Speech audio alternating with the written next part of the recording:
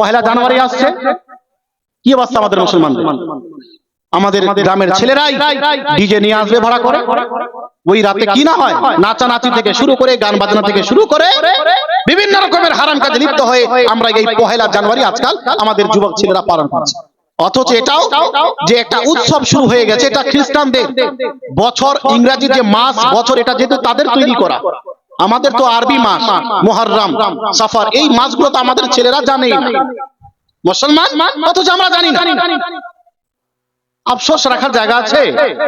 তো আমরা ওই পহেলা জানুয়ারিতে আমাদের ছেলে মেয়েরা এইভাবে পহেলা জানুয়ারি পালন করে, এইভাবে পহেলা জানুয়ারি পালন করা, নাচ গান করে, ডান্স করে, গান বাজিয়ে বিভিন্ন রকমের হারাম পন্থা অবলম্বন করে, এটা শরীয়তের মধ্যে হারাম, জাহান্নামে যাওয়ার কাম।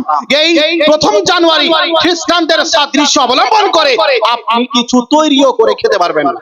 হ্যাঁ, এমনিতেই সাধারণ ভাবে যেমন কেউ কোনোদিন রান্না করে খায়, সেই হিসাবে যদি সেদিনও রান্না করে খায়, এটা আলাদা বিষয়। কিন্তু অমুসলিমদের সাদৃশ্য অবলম্বন করে তারা পালন করে, এজন্য আমরাও পালন করব, এই ধারণা নিয়ে এই পহেলা জানুয়ারি পালন করা জায়েজ নেই।